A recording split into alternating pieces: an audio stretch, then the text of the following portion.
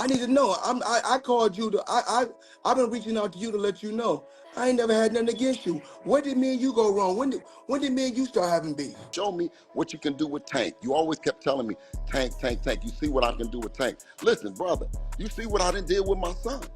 If you really, that's what you really been whispering. But when you went to go talk and do the deal, it wasn't something that he felt like that he wanted to get no monthly. He wanted to be a boss. Floyd Mayweather has given a brutal reaction to the Ryan Garcia versus Gervonta Davis rematch talks. Meanwhile, Garcia's victory over Devin Haney was applauded by Frch, who also proposed the opponent he should face next. He said, regardless of what Ryan Garcia does next, I'd like to see Gervonta Davis fight at a catchweight, but regardless of what Ryan Garcia does next, he just needs to be given massive credit. That was a fantastic win. Frch stated that he believed Garcia wasn't in the best possible shape, but still managed to defeat Haney. He mentioned that everyone had thought Haney was unbeatable due to his speed and skills. Garcia entered the fight relaxed and casual, talking boldly during the build-up, and delivered an impressive performance. Frch added, I don't think he was in the best possible shape and he still pulled it off. Everyone thought Haney was invisible. Too sharp, too fast, too well-repaired. Garcia got in there quite relaxed and nonchalant, talking madness in the build-up and put on a great performance. Frch pointed out that Garcia's only loss was to Gervonta Davis, where he was weakened due to weight cutting. Therefore, excluding that loss, Frch concluded that Garcia was back to his best. He commended Garcia's skills, expressing his keen interest in witnessing a rematch between Garcia and Davis. He said, the only fight he's lost is to Davis. He lost to a body shot while drained at the weight, so if you cancel off that loss, and then this is Garcia back to his best. Combat sports reporter and podcaster Nick Pete has declared that Garcia is the new king of boxing after beating Haney. Pete remains steadfast in his belief that the boxing realm awaits Garcia's next move eagerly, with opponents queuing up for a chance to face him. Indeed, according to the co-host of Fight Disciples, Garcia has surpassed the likes of Canelo, Anthony Joshua, and Gervonta Davis in claiming the throne as boxing's reigning star. Nick Pete said, Ryan Garcia, he's the kingmaker now, he is the biggest star in the sport. So many eyeballs came to this fight because of the narrative coming into it. Pete commented that Garcia is now the kingmaker and the biggest star in the sport. He mentioned that many people were drawn to the fight due to the storyline leading up to it. Pete believed that Oscar De La Hoya must feel incredibly lucky now. He added, Oscar De La Hoya must feel like he's got the lottery ticket and he's hit the jackpot, because a loss here and a loss for Jaime Munguia, who fights Canelo in 2 weeks, and Golden Boy are finished. They are their two marquee stars, but they are back on top now with Ryan Garcia. Any fighter would be thrilled to face Garcia again, according to Pete. Moreover, he suggested that Garcia is finished competing at 140 pounds, especially since he didn't make weight for this fight. Pete added, I think Ryan is done at 140 pounds. Obviously, he didn't make weight for this fight. There are obviously opportunities at 147 pounds, and there are also opportunities up 154 pounds. He can literally pick whoever he likes, whatever world title he wants to go for. According to Pete, Garcia has the freedom to choose any world title he wants to go for. He believed that any world champion who receives a call from Garcia would eagerly accept the opportunity because Garcia attracts a massive audience and generates significant pay-per-view buys. Pete said, I'll tell you what, whichever world champion takes that call, they'll jump at it because he brings astronomical eyeballs and astronomical pay-per-view buys. Referee Harvey Dock has drawn criticism from a number of people, including Ryan Garcia, following several dubious calls made during the bout with Devin Haney. In a fiery display of frustration, UFC welterweight contender Matt Brown lambasted the referee's decisions, particularly highlighting the events of the intense 7th round. Following the bout, Garcia directed his frustration towards Dock, accusing the referee of being tripping and claiming he stole a possible knockout victory from him. Brown concurred with Garcia's analysis, particularly about the 7th round. He said, I didn't think Haney was getting up from it. That was the one where he got up and tackled him, and the one knockdown that the referee didn't call. Ryan clocked him. Devin falls onto Ryan. Ryan's holding him up. Ryan lets him go. And the fucking referee? You couldn't be more clear for Devin Haney than that referee in that round. Brown acknowledged the Herculean task referee's face, exacerbated by the relentless grappling between Haney and Garcia, which added further complexity to his already challenging role. With that said, Brown contends that Dock warrants the scrutiny he's facing post-7th round, wherein Dock's blunders piled up in the wake of Garcia's knockdown. He said, that was a tough fight for him all the way around, but in that 7th round, how he f***ing that up so bad? There's a point where we understand how hard of a job they've got and we've got to give them some leeway, but there's a point where it's like, that's some bullshit. You should be fined for that one, motherfucker. Ultimately, Garcia found himself on the receiving end of the sole point deduction of the bout due to the punch delivered post-break. However, Brown contends that the referee ought to have exercised greater authority over the situation, particularly considering the intense animosity between two pugilists whose disdain for each other was palpable throughout the match. Brown said, "Most of the fight, I think he could have been a little bit harder about holding on to each other. He never docked a point, particularly for Haney holding, but I think Ryan was holding a lot too, and trying to make it look like Devin was holding. It was a tough job for the referee. That was an ugly fight. That was a tough fight for him all the way around." In terms of the outcome, Garcia clinched a majority decision, predominantly on the foundation of 3 knockdowns in rounds 7, 10, and 11. Despite this, Haney largely outboxed Garcia throughout the match. However, Brown speculates that this strategic approach aligns precisely with the intentions of the 25-year-old Californian. Brown added, "You saw it play out in the fight. Garcia was banking on the big shot. He wasn't outboxing Haney by any stretch. Haney was outboxing him. That's how the fight became almost even. But he knew that his power was what's going to win him that fight. The motherfucker was right." On the other hand, Bill Haney, Devin Haney's father, reportedly stated that his son is taking a hiatus from boxing following his defeat against Garcia. Haney's father announced during a recent Instagram live session that the 25-year-old will be taking a break from boxing. Devin is taking a break. You know what the Haneys is doing. We're going to keep working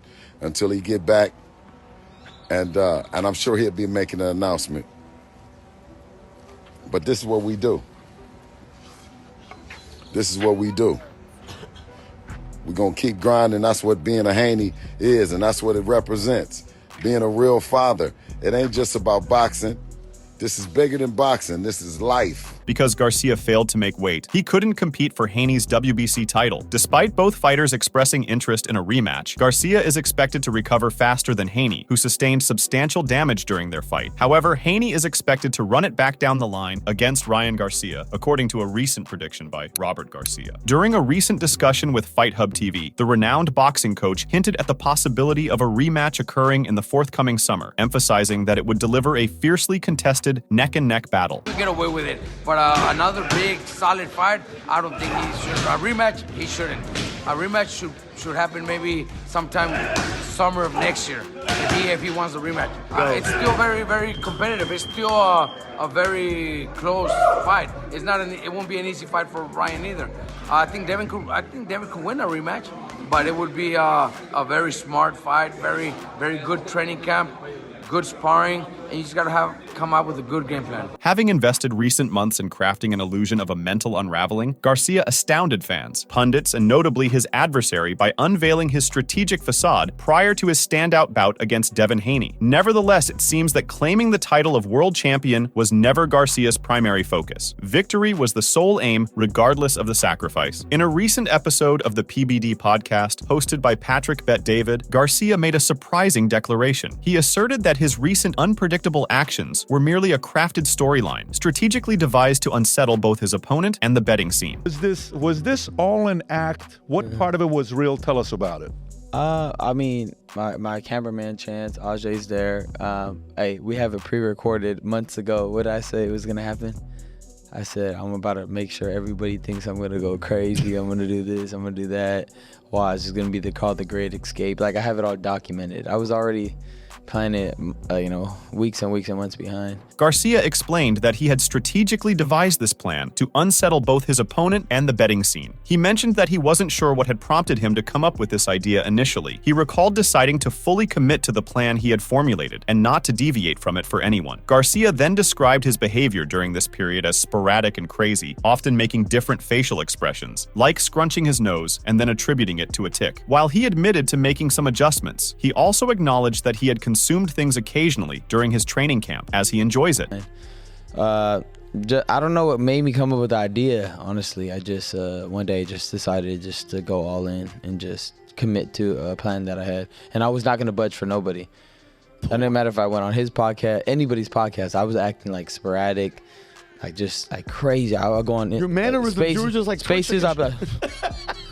I'll do this with my nose. Like, it's just a tick. I had everything. But then you make adjustments too. What was real though is at times I did drink a little bit during camp because I like to drink. As Ryan Garcia's antics grew increasingly eccentric by the day, the betting odds on his victory took a nosedive. Across sportsbooks, recognizing a lucrative opportunity, King Ryan allegedly wagered a staggering $2 million on his own triumph with odds of +600. This bold move saw him pocket a hefty $12 million alongside his fight earnings. By the time he departed at the Big Apple, Garcia's bank account boasted an impressive $50 million. Talking about his pre-fight drama, Garcia said that it had kept unraveling itself. He admitted that it had been more a matter of wisdom coming from God rather than his own ideas. Well, it was just basically, it kept on unraveling itself. If I'm being quite honest, it was more of a, it wasn't so much like my ideas, like more of just wisdom coming from God, and then I just made adjustments as I went. Like, I would have these strong, I guess, feelings or just urges, like from like nicks from the Holy Spirit to do this, do that, do this, do that, and then like God always cleaned up everything that I was doing. Moreover, Garcia mentioned that God always cleaned up everything he was doing. He felt that on one side, he had the enemy pushing him to do certain things, but on the other side, he had God. He believed that no matter what happened, God always made it right.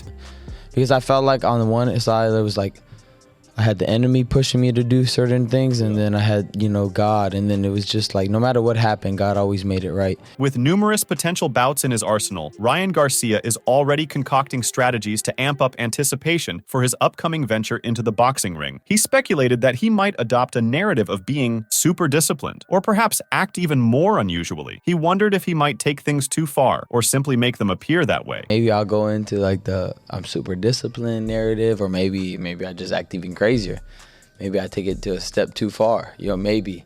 Or maybe I make it look like it's a step too far. Meanwhile, Garcia used social media on Saturday night to demand a rematch with Gervonta Davis, as he stressed that it may only take place if they consent to a catch weight of 144 pounds. He tweeted, "Everyone want to talk about the little stupid Tank. Let's fight the enough of that funny talk. Come see me at 144 and let's stop the talk. If you beat Frank, let's run it, Gervonta." Garcia declares he's done with super lightweight bouts for good, hinting at a shift to the 147-pound division. He claims his body simply won't cooperate to cut below 143 pounds anymore. Garcia's demands are unlikely to sway him, but Tank isn't too bothered. Naming his hit list during a recent interview with TalkSport, Garcia said, "Teofimo Lopez, Shakur Stevenson, and the Gervonta Davis rematch. But I also want to do Sean O'Malley as a crossover MMA thing. That would break UFC PPV records." Garcia emphasized that the fight would take place in the cage, with him going against Sean O'Malley and aiming to rip off his head. He clarified that he wasn't interested in a flat fee, but rather a percentage of the PPVs. Garcia added, "It is going to be in the cage. There's no other way I would do it other than me in the cage going against Sean O'Malley and ripping off his head. I don't want a flat fee. I just want a percentage of the PPVs. That's it." In the same PBD podcast, Garcia delved into the contrasting dynamics of facing off against Devin Haney versus Gervonta Davis. Furthermore, the Californian pugilist provided insights on how Devin Haney might secure victory against Gervonta Davis in a hypothetical matchup. Having faced off against both Gervonta Davis and Devin Haney, Ryan Garcia, aka King Rye, is in a unique position to contemplate the outcome of a potential bout between Haney and Davis. According to him, Haney stands tall, towering over the Baltimore boxer in skill and ability. While acknowledging that Tank would try to hurt Haney, Garcia didn't think Tank would be able to reach him. Garcia concluded by saying that if the fight were to happen, he would bet on Haney. If Haney fights Tank, who wins? Haney beats Tank. Haney beats Tank if they fight? Yeah, I know. Boxing's a wild sport. Why do you say that? In what area does Haney... Beats him out of just pure volume, and just knows how to use his reach good. Tank will try to hurt him, but I don't think Tank won't get to Haney. Definitely Haney will beat Tank. Along these lines, Garcia mentioned that Tank had no leverage over him. As per King Rye, nobody knows Davis outside the US, while Garcia has more followers and engagement. Moreover, Garcia said that Gervonta Davis expressed a desire to socialize with King Rye during their altercation in Brooklyn. He's big in America, but not bigger anywhere else, so I have way more followers than him. I have way more engagement. I'm cooler than him. I know how to speak better than him. I know how to promote better than him, better fighter, everything.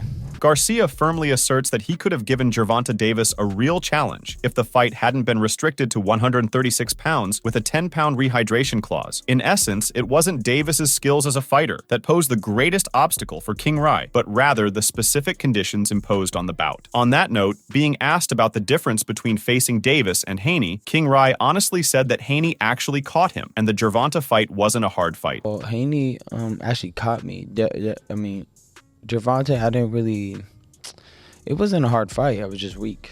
That's not a hard fight for me. I will beat Gervonta Davis worse than I beat Devin Haney. Devin Haney's a harder fight than Gervonta. Ryan Garcia further commented that Davis would never agree to fight him at 145 pounds. Garcia mentioned that Davis had been sending him friendly texts and tweets, even offering his real number and suggesting they hang out, claiming to have spent time with P. Diddy. Garcia interpreted Davis's behavior as an attempt to go out with him. However, Garcia ultimately concluded that Davis was simply clout chasing at that moment. He will never fight me at 145, so it doesn't really matter. And that's why he was trying to text me all nice and tweet me, "Oh, Ryan, I'll give you my real number now.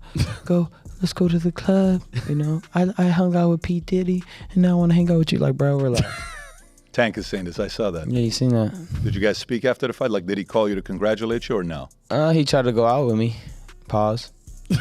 However, following his decisive victory over Devin Haney, Gervonta Davis has taken to social media to advocate for Ryan Garcia's retirement from the sport. Despite his reputation for fierce competitiveness, Davis unexpectedly advised Garcia to consider retiring from boxing. While Davis expressed satisfaction at Haney's defeat, despite their ongoing rivalry, he still took the opportunity to mock Garcia. Davis said in a now-deleted tweet, "It's best Ryan retire now. He's gonna get hurt badly." Davis's comment likely stemmed from Garcia's call-out regarding the possibility of a rematch with him. Meanwhile, Floyd Mayweather and Bill Haney engaged in a heated public dispute on Wednesday night. Last weekend, Bill Haney, the father and trainer of Devin Haney, witnessed his son's first professional defeat at the hands of Ryan Garcia. Before the match, Haney Sr. had commented that a sparring session with Devin had led Mayweather to retire, suggesting that boxing was now entering the Devin Haney era. These comments apparently didn't sit well with Mayweather, leading to a confrontational and lengthy argument between the two on Instagram Live.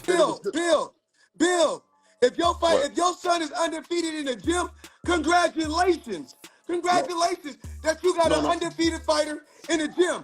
I'm not. That's not it. I'm the under the I light got a type nigga that don't lie. I got a nigga that don't lie 100% of the time. Nigga, your question? Bill, Yeah. let me ask you a question. Yes. What's my record under the lights? What's my record under the lights? I'm going to tell you, but listen, what's your record in life? No. Yeah, yeah, what's my record? What is My record in life? What's your record under the lights? The argument escalated as Haney Sr. criticized Floyd Mayweather's undefeated professional record of 50 wins with no losses, stating that it meant nothing due to the opponents Mayweather had chosen. Under the lights.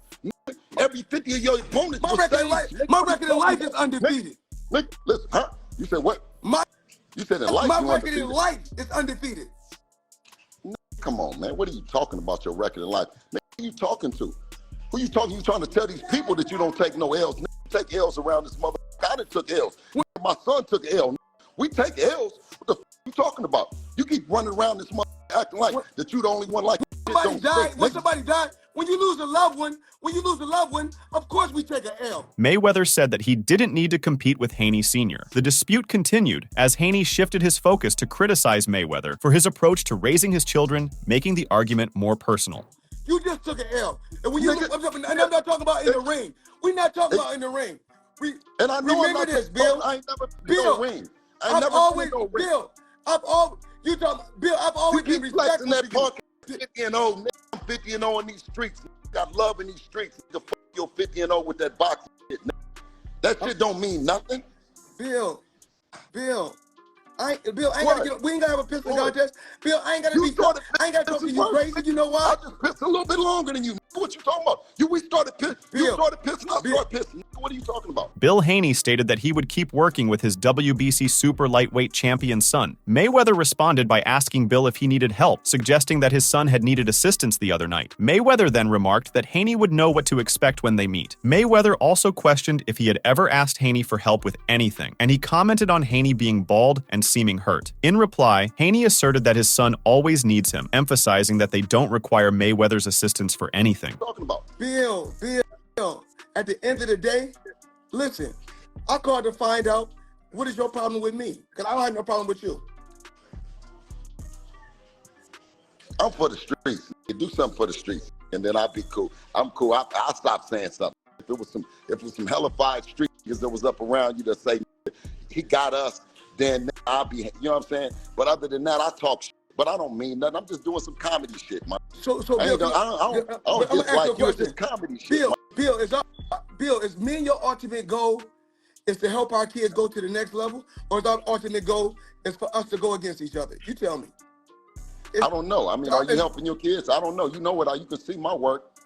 You can see my work. You see what I do. Bill said that he had seen Mayweather's kids in the streets and had advised them to be careful, as they should know whose children they are. He expressed that Mayweather never acknowledged or thanked him for looking out for them. Mayweather replied that when kids reach a certain age, they do what they want, and if they don't listen, you disconnect from them. Bill emphasized that when you have real men in the streets, like he does, and when he recognizes Mayweather's kids, he warns them about their actions, pointing out whose children they are. Mayweather retorted that Bill never thanked him for this, accusing Bill of being focused only on money. You did. You come up in there with that slow drag talking about that 50-0 under the lights. Fuck lights, man, that 50-0. You know that shit don't mean nothing in the street. If you ain't really pushing that line and your kids are right in these streets, you a ass nigga. You see what I'm saying? You ain't out, if your kids ain't walking around and they mobbing in these motherfucking streets and they all right, then don't nothing else matter. Bill, it's not about the streets, Bill. I said, Bill, it's not about the streets. That's why you got out the streets, Bill. That's why you got out the streets. I learned from my dad not to even be in the streets. But listen, I ain't come up in no suburbs, Bill. Listen, no, wait a minute, but I'm still in the streets. Listen, I'm still in the streets, and if I see your kids, wait a minute. If I see your kids, wait a minute. Bill clarified that he had never brought up money, but was discussing what they could do for their children. He mentioned his own experiences and seemed frustrated with the conversation, stating that he wouldn't keep going back and forth with Mayweather. Mayweather continued to taunt Bill, asking if he needed help, indicating that Bill's children needed assistance. Bill responded by asserting that his son and Mayweather's son both needed him every day and that they didn't need Mayweather. He also mentioned that he didn't need Mayweather's help and that he could handle things on his own. What you mean? I'm just seeing your kids in the streets and told somebody to back the fuck up, leave your kids alone, because I'm a thoroughbred street nigga. And you know your kids be in the streets, nigga. They can do whatever they want. Squares. But they squares. Yeah, you said they'd do whatever they want to do, you clown ass nigga. What you mean your kids can do everything? And you got $150 million. I didn't say that. I said when kids just said that they can do whatever they want to do. So kids get to a certain age. When kids get to a certain age, they're gonna do what the fuck they want to do anyway. You buy them so what are you talking about? Everything. You buy them everything. How you can't buy your kids everything the same pocket? You worried about what I'm doing with my money? Now you pocket watching? Bill, now you I'm a thoroughbred. You already know it. Now you pocket watching? The argument between Mayweather and Bill Haney revealed personal animosities and differences, further fueling the drama surrounding the Garcia-Haney-Davis triangle. Make sure to check out some of our other videos on the screen if you enjoyed this one.